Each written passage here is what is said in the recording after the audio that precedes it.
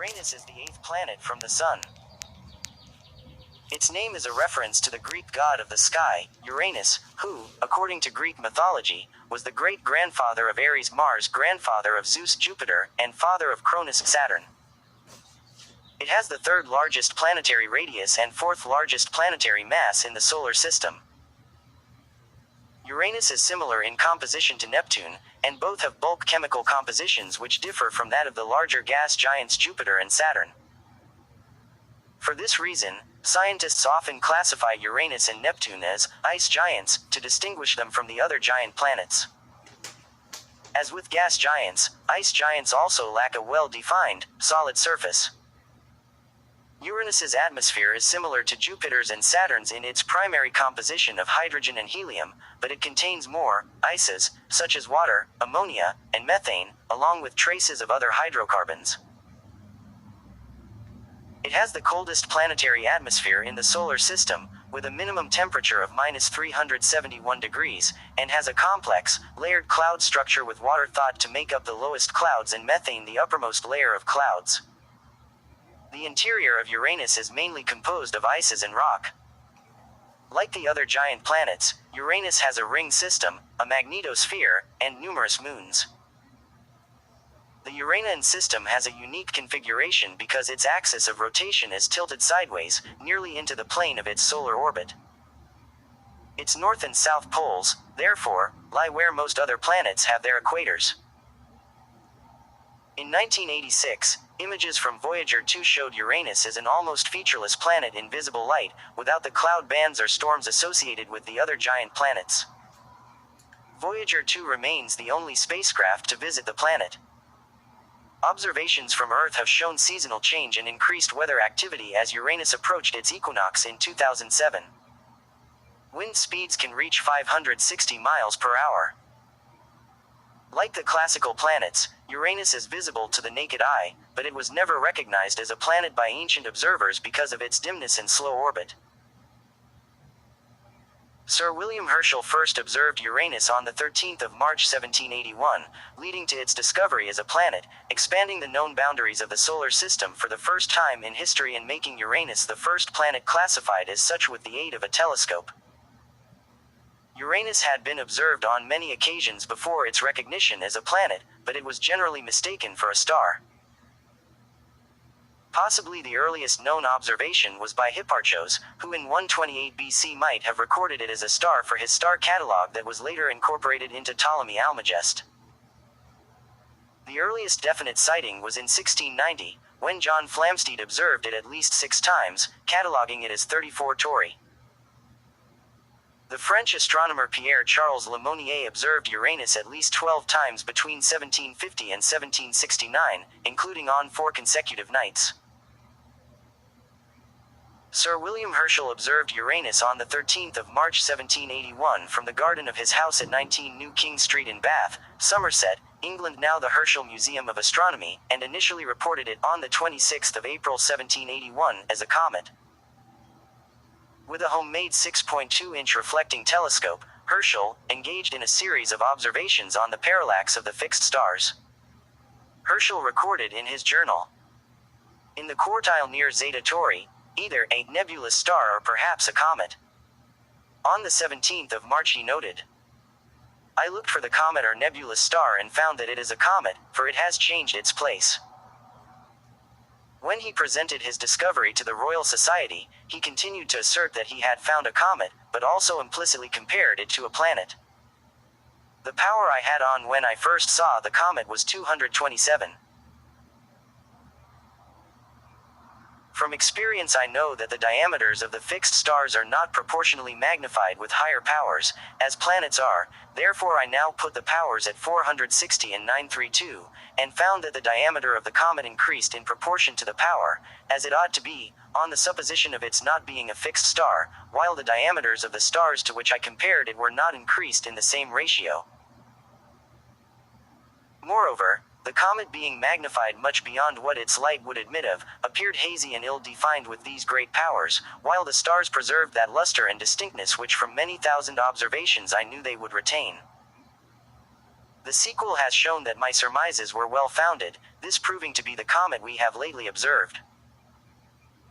Herschel notified the astronomer Royal Naville Maskelyne of his discovery and received this flummoxed reply from him on the 23rd of April 1781. I don't know what to call it. It is as likely to be a regular planet moving in an orbit nearly circular to the Sun as a comet moving in a very eccentric ellipsis. I have not yet seen any coma or tail to it. Although Herschel continued to describe his new object as a comet, other astronomers had already begun to suspect otherwise. Finnish-Swedish astronomer Anders Johan Lexell, working in Russia, was the first to compute the orbit of the new object. Its nearly circular orbit led him to a conclusion that it was a planet rather than a comet. Berlin astronomer Johann Elert Bode described Herschel's discovery as a moving star that can be deemed a hitherto unknown planet-like object circulating beyond the orbit of Saturn. Bode concluded that its near-circular orbit was more like a planet's than a comet's. The object was soon universally accepted as a new planet. By 1783, Herschel acknowledged this to Royal Society President Joseph Banks. By the observation of the most eminent astronomers in Europe, it appears that the new star, which I had the honor of pointing out to them in March 1781, is a primary planet of our solar system. In recognition of his achievement, King George III gave Herschel an annual stipend of £200 on condition that he moved to Windsor so that the royal family could look through his telescopes, equivalent to £25,000 in 2020. The name of Uranus references the ancient Greek deity of the sky Uranus, ancient Greek. Uranus, the father of Cronus, Saturn, and grandfather of Zeus, Jupiter, which in Latin became Uranus, IPA, Urans. It is the only planet whose English name is derived directly from a figure of Greek mythology. The adjectival form of Uranus is Uranon. The pronunciation of the name Uranus preferred among astronomers is Journes Uranus, with stress on the first syllable as in Latin Uranus, in contrast to Gerenes Uranus, with stress on the second syllable and a long a, though both are considered acceptable. Consensus on the name was not reached until almost 70 years after the planet's discovery. During the original discussions following discovery, Maskelyne asked Herschel to do the astronomical world the favor, to give a name to your planet, which is entirely your own, and which we are so much obliged to you for the discovery of. In response to Maskelyne's request, Herschel decided to name the object Georgium Sidus, George's star, or the Georgian planet, in honor of his new patron, King George III. He explained this decision in a letter to Joseph Banks. In the fabulous ages of ancient times, the appellations of Mercury, Venus, Mars, Jupiter and Saturn were given to the planets, as being the names of their principal heroes and divinities. In the present more philosophical era, it would hardly be allowable to have recourse to the same method and call it Juno, Pallas, Apollo or Minerva, for a name to our new heavenly body. The first consideration of any particular event, or remarkable incident, seems to be its chronology. If in any future age it should be asked, when this last found planet was discovered, it would be a very satisfactory answer to say, in the reign of King George III. Herschel's proposed name was not popular outside Britain, and alternatives were soon proposed. Astronomer Jérôme Lalande proposed that it be named Herschel, in honor of its discoverer. Swedish astronomer Erik Prosperin proposed the name Neptune, which was supported by other astronomers who liked the idea to commemorate the victories of the British Royal Naval Fleet in the course of the American Revolutionary War by calling the new planet even Neptune George III, or Neptune Great Britain. In a March 1782 treatise, Bode proposed Uranus, the Latinized version of the Greek god of the sky, Uranus. Bode argued that the name should follow the mythology so as not to stand out as different from the other planets, and that Uranus was an appropriate name as the father of the first generation of the Titans. He also noted that elegance of the name in that just as Saturn was the father of Jupiter, the new planet should be named after the father of Saturn. In 1789, Bode's Royal Academy colleague Martin Klaproth named his newly discovered element, uranium, in support of Bode's choice. Ultimately, Bode's suggestion became the most widely used, and became universal in 1850 when Hum Nautical Almanac Office, the final holdout, switched from using Georgium Sidus to Uranus. Uranus has two astronomical symbols. The first to be proposed was proposed by Johann Gottfried Kohler at Bode's request in 1782. Kohler suggested that the new planet be given the symbol for platinum, which had been described scientifically only 30 years before. As there was no alchemical symbol for platinum, he suggested a combination of the planetary metal symbols gold and male sign iron as platinum, or white gold, as found mixed with iron. Bode thought that an upright orientation fit better with the symbols for the other planets while remaining distinct. This is the symbol that's preferred for modern astronomical use, the little that any symbol is. The second symbol was suggested by Lalande in 1784. In a letter to Herschel, Lalande described it as un globe surmonté par la première lettre de votre nom, a globe surmounted by the first letter of your surname. The second symbol is nearly universal in astrology. Uranus is called by a variety of names in other languages. In Chinese, Japanese, Korean, and Vietnamese, its name is literally translated as the Sky King Star, Tien Wang Xing. In Thai, its official name is Dao Uranus, as in English. Its other name in Thai is Dao Maritayu Damtu, Star of Mertu, after the Sanskrit word for death, Mertu. In Mongolian, its name is Tengarayan Van, translated as King of the Sky, reflecting its namesake god's role as the ruler of the heavens. In Hawaiian, its name is Haleakala, a loanword for the discoverer Herschel. In Maori, its name is Warangi. Uranus orbits the Sun once every 84 years, taking an average of 7 years to pass through each of the dozen constellations of the zodiac. In 2033, the planet will have made its third complete orbit around the Sun since being discovered in 1781. The planet has returned to the point of its discovery northeast of Zeta Tauri twice since then, in 1862 and 1943, 1 day later each time, as the precession of the equinoxes has shifted at 1 degree west every 72 years. Uranus will return to this location again in 2030-31. Its average distance from the Sun is roughly 20 astronomical units, 2 billion miles. The difference between its minimum and maximum distance from the Sun is 1.8 astronomical units, 164,400,000 miles, larger than that of any other planet, though not as large as that of dwarf planet Pluto. The intensity of sunlight varies inversely with the square of distance, and so on Uranus, at about 20 times the distance from the Sun compared to Earth, it is about 0.25% the intensity of light on Earth. The orbital elements of Uranus were first calculated in 1783 by Pierre-Simon Laplace. With time, discrepancies began to appear between the predicted and observed orbits, and in 1841, John Couch Adams first proposed that the differences might be due to the gravitational tug of an unseen planet. In 1845, Urbain Le Verrier began his own independent research into Uranus's orbit. On the 23rd of September 1846, Johann Gottfried Galle located a new planet, later named Neptune, at nearly the position predicted by Le Verrier. The rotational period of the interior of Uranus is 17 hours 14 minutes and 0 seconds.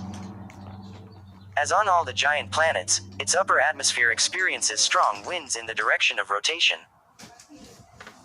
At some latitudes, such as about 60 degrees south, visible features of the atmosphere move much faster, making a full rotation in as little as 14 hours 0 minutes and 0 seconds. Holy shit. The Uranian axis of rotation is approximately parallel with the plane of the solar system, with an axial tilt of 97.77 degrees, as defined by prograde rotation. This gives it seasonal changes completely unlike those of the other planets. Near the solstice, one pole faces the Sun continuously and the other faces away. Only a narrow strip around the equator experiences a rapid day-night cycle, but with the Sun low over the horizon.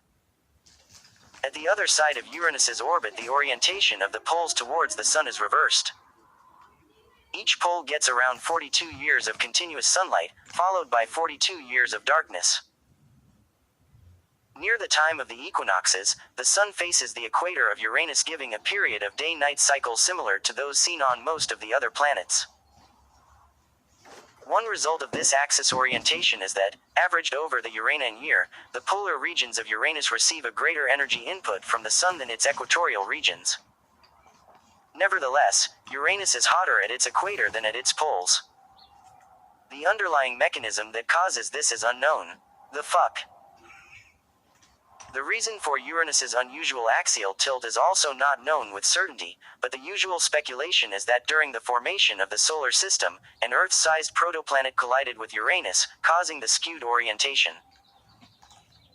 Research by Jacob Kegaries of Durham University suggests that the tilt resulted from a rock larger than the Earth crashing into the planet 3-4 billion years ago. Uranus's south pole was pointed almost directly at the Sun at the time of Voyager 2's flyby in 1986. The labeling of this pole as south uses the definition currently endorsed by the IAU, namely that the north pole of a planet or satellite is the pole that points above the invariable plane of the solar system, regardless of the direction the planet is spinning. Kiss my motherfucking asshole toes. A different convention is sometimes used, in which a body's north and south poles are defined according to the right-hand rule in relation to the direction of rotation. The mean apparent magnitude of Uranus is 5.68 with a standard deviation of 0.17, while the extremes are 5.38 and 6.03. This range of brightness is near the limit of naked eye visibility. Much of the variability is dependent upon the planetary latitudes being illuminated from the Sun and viewed from the Earth. Its angular diameter is between 3.4 and 3.7 arcseconds, compared with 16 to 20 arcseconds for Saturn and 32 to 45 arcseconds for Jupiter. At opposition, Uranus is visible to the naked eye in dark skies, and becomes an easy target even in urban conditions with binoculars. In larger amateur telescopes with an objective diameter of between 6 and 9 inches, Uranus appears as a pale cyan disk with distinct limb darkening. With a large telescope of 10 inches or wider, cloud patterns, as well as some of the larger satellites, such as Titania and Oberon, may be visible. Uranus's mass is roughly 14.5 times that of Earth, making it the least massive of the giant planets. Its diameter is slightly larger than Neptune's at roughly 4 times that of Earth. A resulting density of 1.27 grams per cc makes Uranus the second least dense planet, after Saturn. This value indicates that it is made primarily of various ices, such as water, ammonia, and methane. The total mass of ice in Uranus's interior is not precisely known, because different figures emerge depending on the model chosen. It must be between 9.3 and 13.5 Earth masses. Hydrogen and helium constitute only a small part of the total, with between 0.5 and 1.5 Earth masses. The remainder of the non-ice mass, 0.5 minus 3.7 Earth masses, is accounted for by rocky material. The standard model of Uranus's structure is that it consists of 3 layers. A rocky, silicate iron-nickel core in the center, an icy mantle in the middle and an outer gaseous hydrogen-helium envelope. The core is relatively small, with a mass of only 0.55 Earth masses and a radius less than 20% of Uranus's. The mantle comprises its bulk, with around 13.4 Earth masses, and the upper atmosphere is relatively insubstantial, weighing about 0.5 Earth masses and extending for the last 20% of Uranus's radius. Uranus's core density is around 9 grams per cc, with a pressure in the center of 7,895,385 atmospheres and a temperature of about 8,540 degrees. The ice mantle is not in fact composed of ice in the conventional sense, but of a hot and dense fluid consisting of water, ammonia and other volatiles. This fluid, which has a high electrical conductivity, is sometimes called a water-ammonia ocean. The extreme pressure and temperature deep within Uranus may break up the methane molecules, with the carbon atoms condensing into crystals of diamond that rain down through the mantle like hailstones. Very high-pressure experiments at the Lawrence Livermore National Laboratory suggest that the base of the mantle may comprise an ocean of metallic liquid carbon, perhaps with floating solid, diamond bergs. Scientists also believe that rainfalls of solid diamonds also occur on Jupiter, Saturn, and Neptune. The bulk compositions of Uranus and Neptune are different from those of Jupiter and Saturn, with ice dominating over gases, hence justifying their separate classification as ice giants. There may be a layer of ionic water where the water molecules break down into a soup of hydrogen and oxygen ions, and deeper down superionic water in which the oxygen crystallizes but the hydrogen ions move freely within the oxygen lattice. Although the model considered above is reasonably standard, it is not unique. Other models also satisfy observations. For instance, if substantial amounts of hydrogen and rocky material are mixed in the ice mantle, the total mass of ices in the interior will be lower, and, correspondingly, the total mass of rocks and hydrogen will be higher. Presently available data does not allow a scientific determination of which model is correct. The fluid interior structure of Uranus means that it has no solid surface. Holy shit. The gaseous atmosphere gradually transitions into the internal liquid layers. For the sake of convenience, a revolving oblate spheroid set at the point at which atmospheric pressure equals 0.98 atmospheres is conditionally designated as a surface. It has equatorial and polar radii of 15,881.6 plus or minus 2.5 miles and 15,518 plus or minus 12 miles, respectively. This surface is used throughout this article as a 0 point for altitudes. Uranus's internal heat appears markedly lower than that of the other giant planets. In astronomical terms, it has a low thermal flux. Fuck my ass. Why Uranus's internal temperature is so low is still not understood. Neptune, which is Uranus's near twin in size and composition, radiates 2.61 times as much energy into space as it receives from the sun. Why? But Uranus radiates hardly any excess heat at all. I can't. You shitting me? The total power radiated by Uranus in the far infrared, i.e. heat, part of the spectrum is 1.06 plus or minus 0.08 times the solar energy absorbed in its atmosphere. Uranus's heat flux is only 0.042 plus or minus 0.047 W per square meter, which is lower than the internal heat flux of Earth of about 0.075 W per square meter. You must be fucking joking.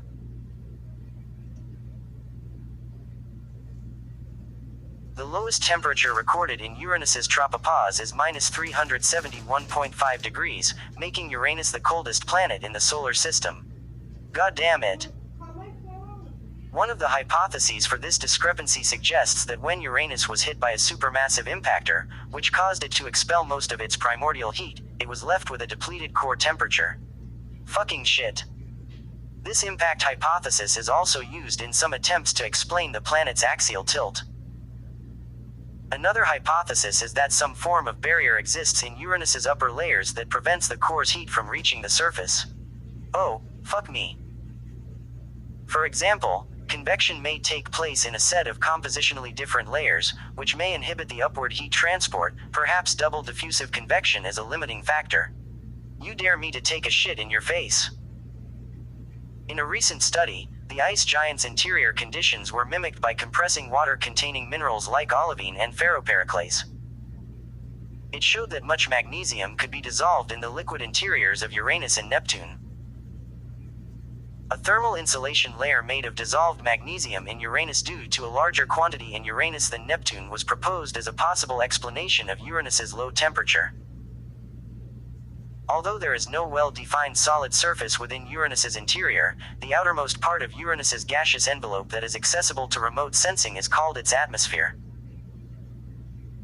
Remote sensing capability extends down to roughly 186.5 miles below the 0.98 atmospheres level, with a corresponding pressure around 98 atmospheres and temperature of 116 degrees.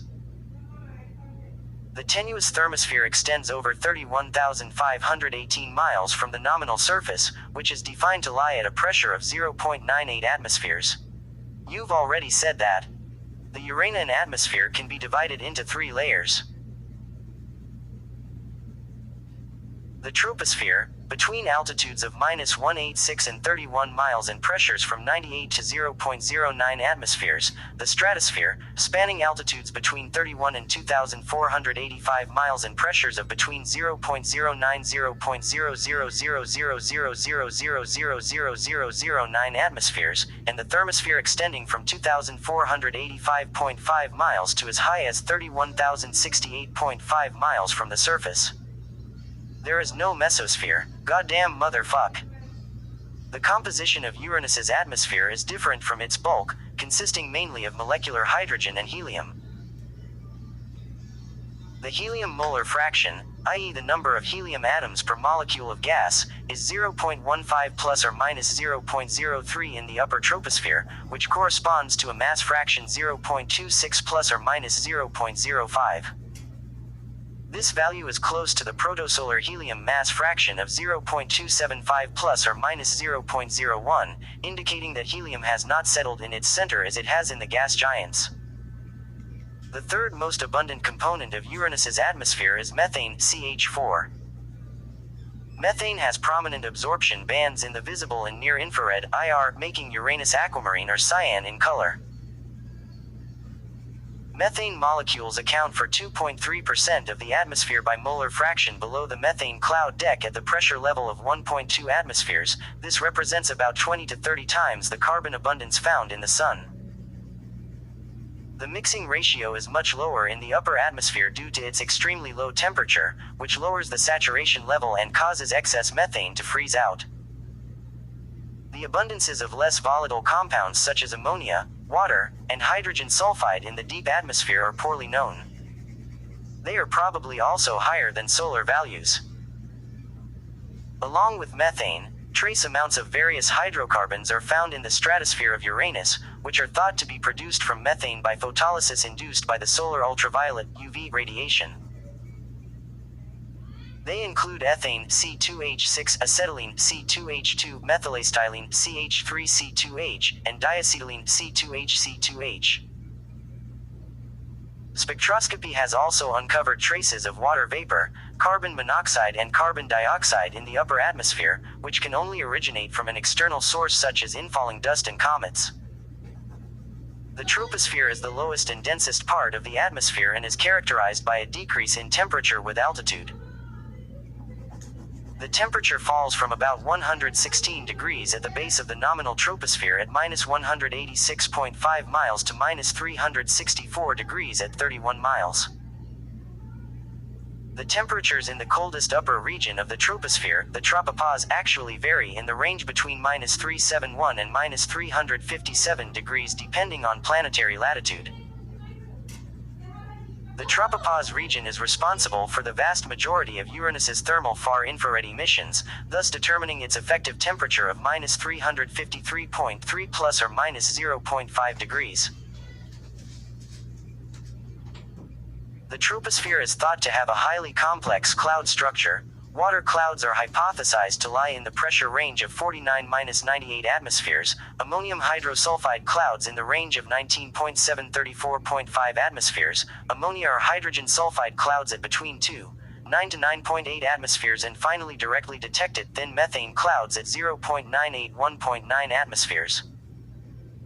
The troposphere is a dynamic part of the atmosphere, exhibiting strong winds, bright clouds and seasonal changes. The middle layer of the Uranian atmosphere is the stratosphere, where temperature generally increases with altitude from -364 degrees in the tropopause to between 980 and 1070 degrees at the base of the thermosphere. The heating of the stratosphere is caused by absorption of solar UV and IR radiation by methane and other hydrocarbons, which form in this part of the atmosphere as a result of methane photolysis. Heat is also conducted from the hot thermosphere. The hydrocarbons occupy a relatively narrow layer at altitudes of between 621 and 186 miles, corresponding to a pressure range of 0.0090.0000009 atmospheres and temperatures of between -325 and -154 degrees. The most abundant hydrocarbons are methane, acetylene and ethane, with mixing ratios of around 0.00000001 relative to hydrogen.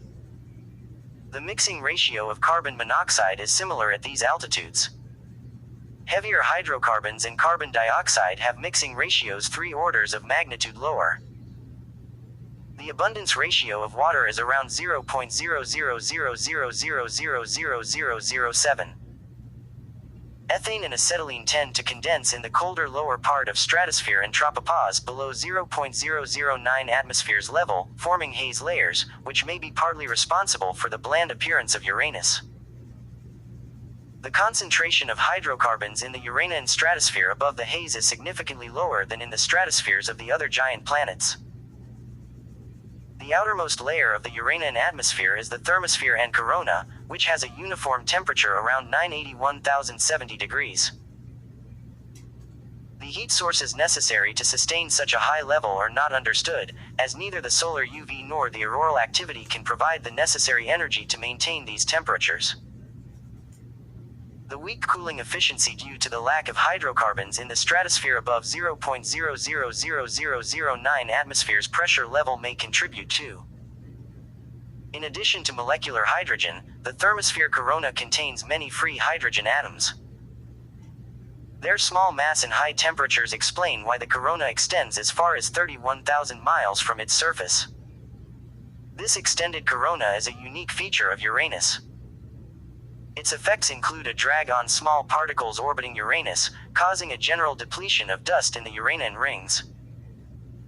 The Uranian thermosphere, together with the upper part of the stratosphere, corresponds to the ionosphere of Uranus. Observations show that the ionosphere occupies altitudes from 1,200 to 6,200 miles. The Uranian ionosphere is denser than that of either Saturn or Neptune, which may arise from the low concentration of hydrocarbons in the stratosphere. The ionosphere is mainly sustained by solar UV radiation and its density depends on the solar activity. Auroral activity is insignificant as compared to Jupiter and Saturn. Before the arrival of Voyager 2, no measurements of the Uranian magnetosphere had been taken, so its nature remained a mystery. Before 1986, scientists had expected the magnetic field of Uranus to be in line with the solar wind, because it would then align with Uranus's poles that lie in the ecliptic.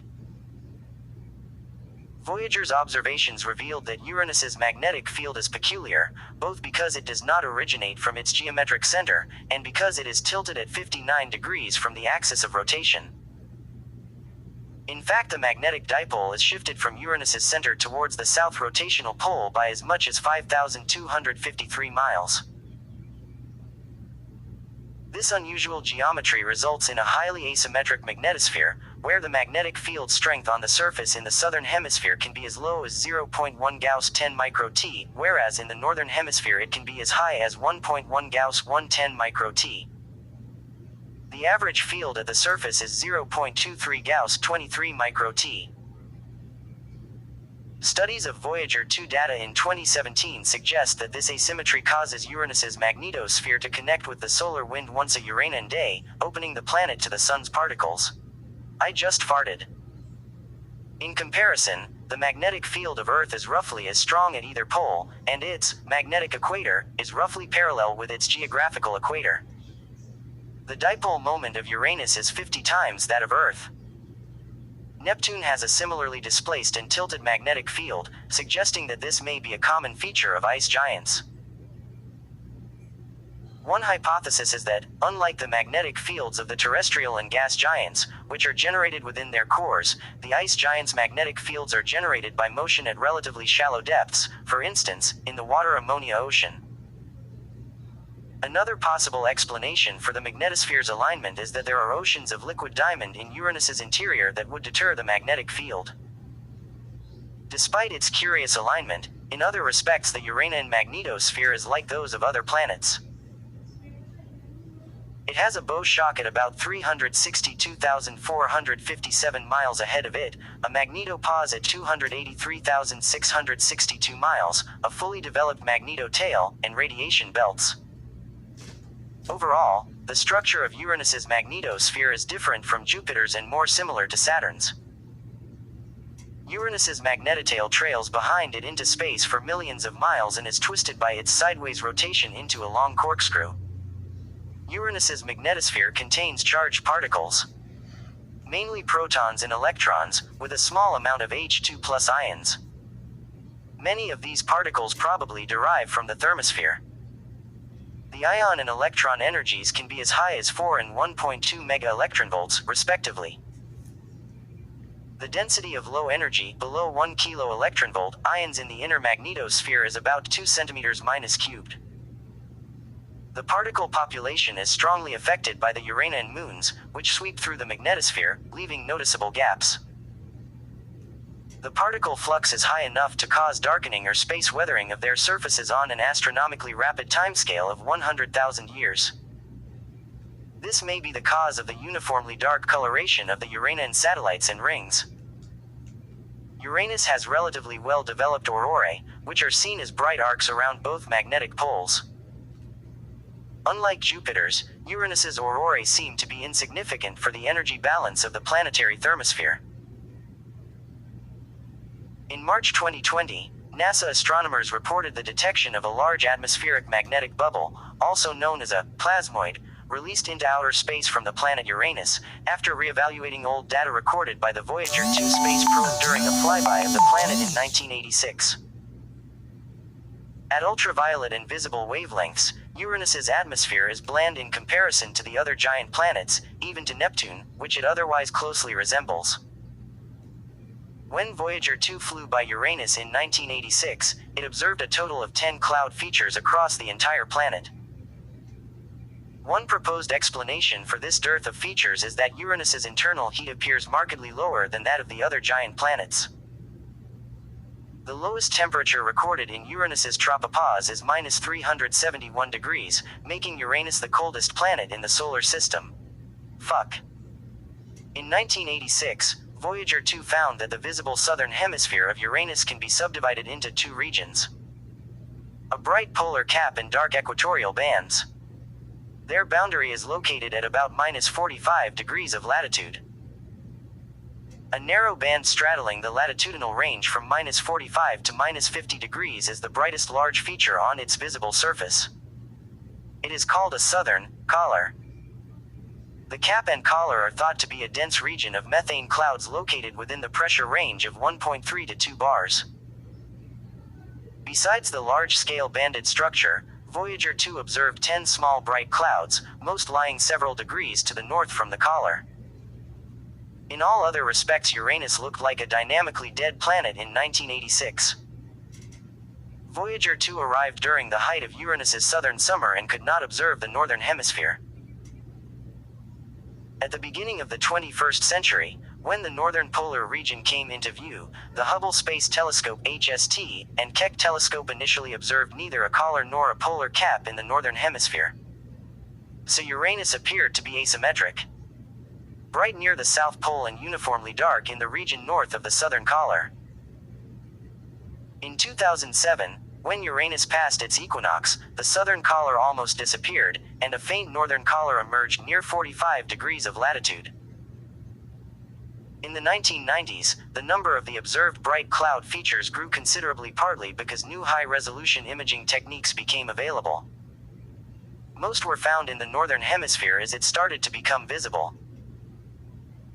An early explanation, that bright clouds are easier to identify in its dark part, whereas in the southern hemisphere the bright collar masks them, was shown to be incorrect. Nevertheless, there are differences between the clouds of each hemisphere. The northern clouds are smaller, sharper and brighter. They appear to lie at a higher altitude. The lifetime of clouds spans several orders of magnitude. Some small clouds live for hours. At least one southern cloud may have persisted since the Voyager 2 flyby. Recent observation also discovered that cloud features on Uranus have a lot in common with those on Neptune.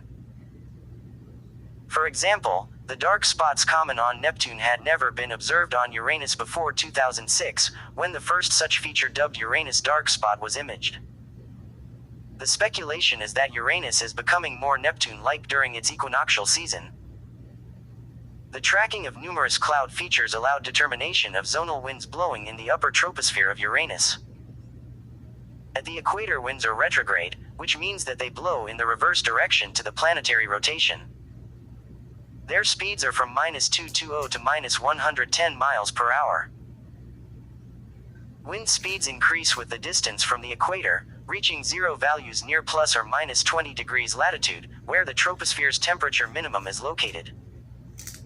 Closer to the poles, the winds shift to a prograde direction, flowing with Uranus's rotation. Wind speeds continue to increase, reaching maxima at plus or minus 60 degrees latitude before falling to zero at the poles. Wind speeds at minus 40 degrees latitude range from 340 to 450 mph. Because the collar obscures all clouds below that parallel, speeds between it and the southern pole are impossible to measure. In contrast, in the northern hemisphere, maximum speeds as high as 540 miles per hour are observed near plus 50 degrees latitude. For a short period from March-May 2004, large clouds appeared in the Uranian atmosphere, giving it a Neptune-like appearance. Observations included record-breaking wind speeds of 510 miles per hour and a persistent thunderstorm referred to as 4th of July fireworks. On the 23rd of August 2006, researchers at the Space Science Institute Boulder, Colorado, and the University of Wisconsin observed a dark spot on Uranus's surface, giving scientists more insight into Uranus' atmospheric activity. Why this sudden upsurge in activity occurred is not fully known, but it appears that Uranus's extreme axial tilt results in extreme seasonal variations in its weather. Determining the nature of this seasonal variation is difficult because good data on Uranus's atmosphere have existed for less than 84 years, or one full Uranian year. Photometry over the course of half a Uranian year beginning in the 1950s has shown regular variation in the brightness in two spectral bands, with maxima occurring at the solstices and minima occurring at the equinoxes. A similar periodic variation, with maxima at the solstices, has been noted in microwave measurements of the deep troposphere begun in the 1960s. Stratospheric temperature measurements beginning in the 1970s also showed maximum values near the 1986 solstice. The majority of this variability is thought to occur owing to changes in the viewing geometry. There are some indications that physical seasonal changes are happening in Uranus. Although Uranus is known to have a bright south polar region, the North Pole is fairly dim, which is incompatible with the model of the seasonal change outlined above.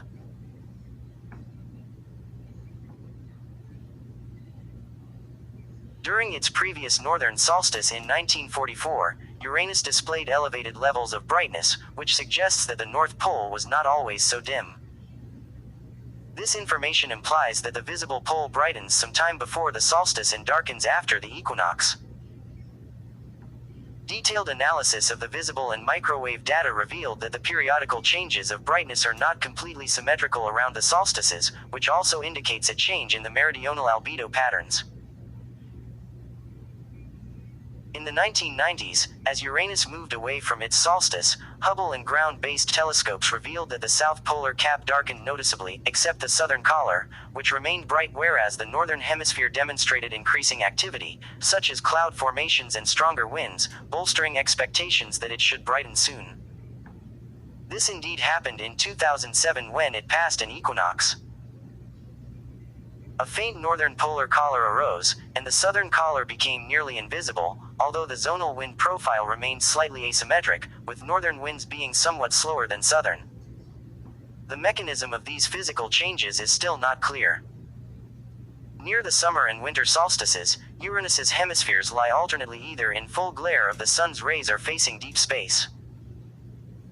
The brightening of the sunlit hemisphere is thought to result from the local thickening of the methane clouds and haze layers located in the troposphere. The bright collar at -45 degrees latitude is also connected with methane clouds. Other changes in the southern polar region can be explained by changes in the lower cloud layers. The variation of the microwave emission from Uranus is probably caused by changes in the deep tropospheric circulation, because thick polar clouds and haze may inhibit convection. Now that the spring and autumn equinoxes are arriving on Uranus, the dynamics are changing and convection can occur again. It is argued that the differences between the ice giants and the gas giants arise from their formation history. The solar system is hypothesized to have formed from a rotating disk of gas and dust known as the presolar nebula. Much of the nebula's gas, primarily hydrogen and helium, formed the Sun, and the dust grains collected together to form the first protoplanets. As the planets grew, some of them eventually accreted enough matter for their gravity to hold on to the nebula's leftover gas. The more gas they held onto, the larger they became. The larger they became, the more gas they held onto until a critical point was reached, and their size began to increase exponentially. The ice giants, with only a few Earth masses of nebular gas, never reached that critical point. Recent simulations of planetary migration have suggested that both ice giants formed closer to the Sun than their present positions, and moved outwards after formation, the NICE model. Uranus has 28 known natural satellites. The names of these satellites are chosen from characters in the works of Shakespeare and Alexander Pope. The 5 main satellites are Miranda, Ariel, Umbriel, Titania, and Oberon. The Uranian satellite system is the least massive among those of the giant planets. The combined mass of the 5 major satellites would be less than half that of Triton, largest moon of Neptune, alone. The largest of Uranus's satellites, Titania, has a radius of only 490.2 miles, or less than half that of the Moon, but slightly more than Rhea, the second largest satellite of Saturn, making Titania the 8th largest moon in the solar system. Uranus's satellites have relatively low albedos, ranging from 0.20 for Umbriel to 0.35 for Ariel in green light. They are ice rock conglomerates composed of roughly 50% ice and 50% rock. The ice may include ammonia and carbon dioxide. Among the Uranian satellites, Ariel appears to have the youngest surface, with the fewest impact craters, and Umbriel the oldest. Miranda has fault canyons 12 miles deep, terraced layers, and a chaotic variation in surface ages and features.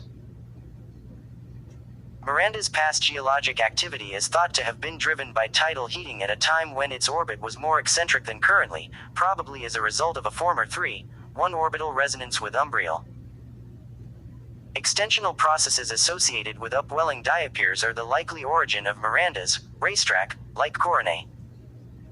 Ariel is thought to have once been held in a 4:1 resonance with Titania.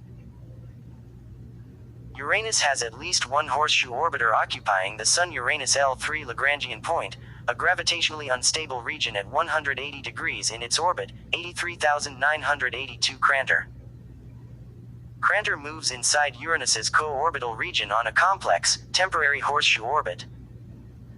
2010 EU65 is also a promising Uranus horseshoe librator candidate.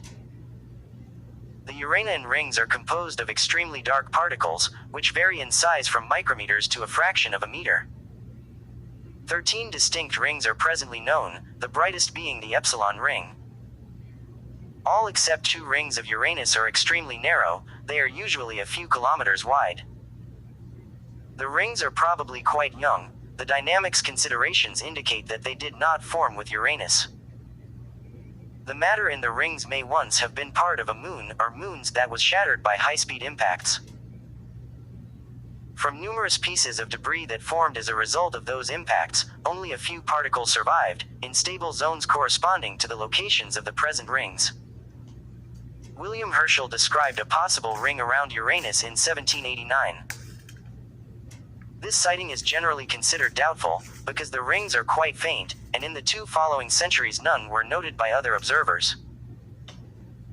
Still, Herschel made an accurate description of the Epsilon ring's size, its angle relative to Earth, its red color, and its apparent changes as Uranus traveled around the Sun. The ring system was definitively discovered on the 10th of March 1977 by James L. Elliott, Edward W. Dunham, and Jessica Mink using the Kuiper Airborne Observatory. The discovery was serendipitous. They planned to use the occultation of the star SAO 158687, also known as HD 128598, by Uranus to study its atmosphere. When their observations were analyzed, they found that the star had disappeared briefly from view 5 times both before and after it disappeared behind Uranus. They concluded that there must be a ring system around Uranus. Later they detected 4 additional rings. The rings were directly imaged when Voyager 2 passed Uranus in 1986. Voyager 2 also discovered 2 additional faint rings, bringing the total number to 11. In December 2005, the Hubble Space Telescope detected a pair of previously unknown rings. The largest is located twice as far from Uranus as the previously known rings. These new rings are so far from Uranus that they are called the outer ring system. Hubble also spotted 2 small satellites, one of which, MAP, shares its orbit with the outermost newly discovered ring. The new rings bring the total number of Uranian rings to 13. In April 2006, images of the new rings from the Keck Observatory yielded the colors of the outer rings. The outermost is blue and the other one red. One hypothesis concerning the outer ring's blue color is that it is composed of minute particles of water ice from the surface of MAP that are small enough to scatter blue light. In contrast, Uranus's inner rings appear gray. In 1986, NASA's Voyager 2 interplanetary probe encountered Uranus. This flyby remains the only investigation of Uranus carried out from a short distance and no other visits are planned. Voyager 1 was unable to visit Uranus because investigation of Saturn's moon Titan was considered a priority. This trajectory took Voyager 1 out of the plane of the ecliptic, ending its planetary science mission. Launched in 1977, Voyager 2 made its closest approach to Uranus on the 24th of January 1986, coming within 50,600 miles of the cloud tops, before continuing its journey to Neptune. The spacecraft studied the structure and chemical composition of Uranus's atmosphere, including its unique weather, caused by its axial tilt of 97.77 degrees. It made the first detailed investigations of its 5 largest moons and discovered 10 new ones. Voyager 2 examined all 9 of the system's known rings and discovered 2 more. It also studied the magnetic field, its irregular structure, its tilt and its unique corkscrew magnetotail caused by Uranus's sideways orientation. The possibility of sending the Cassini spacecraft from Saturn to Uranus was evaluated during a mission extension planning phase in 2009, but was ultimately rejected in favor of destroying it in the Saturnian atmosphere. It would have taken about 20 years to get to the Uranian system after departing Saturn. A Uranus orbiter and probe was recommended by the 2013-22 Planetary Science Decadal Survey published in 2011. The proposal envisages launch during 2020-23 and a 13-year cruise to Uranus. A Uranus entry probe could use Pioneer Venus multiprobe heritage and descend to 1 to 5 atmospheres. The ESA evaluated a medium-class mission called Uranus Pathfinder. A New Frontiers Uranus orbiter has been evaluated and recommended in the study, The Case for a Uranus Orbiter. Such a mission is aided by the ease with which a relatively big mass can be sent to the system, over 1,500 kilograms with an Atlas 521 and 12-year journey. In April 2022, the next Planetary Science Decadal Survey placed its highest priority for the next flagship project on a full package mission orbiter and probe to Uranus, with a projected launch window starting in 2031. The dearth of ice giant science was key to its prioritization. Another key issue was that such a mission would use extant technology, and not require development of other instruments and systems to be successful. In astrology, the planet Uranus symbol is the ruling planet of Aquarius. Because Uranus is cyan and Uranus is associated with electricity, the color electric blue, which is close to cyan, is associated with the sign Aquarius. The chemical element uranium, discovered in 1789 by the German chemist Martin Heinrich Klaproth, was named after the then newly discovered Uranus. Uranus, the Magician, is a movement in Gustav Holst's orchestral suite The Planets, written between 1914 and 1916. Operation Uranus was the successful military operation in World War II by the Red Army to take back Stalingrad and mark the turning point in the land war against the Wehrmacht. The lines. Then felt I like some watcher of the skies. When a new planet swims into his ken. From John Keats's on first looking into Chapman's Homer, are a reference to Herschel's discovery of Uranus. In English-language popular culture, humor is often derived from the common pronunciation of Uranus's name, which resembles that of the phrase, Uranus. You know, your butthole.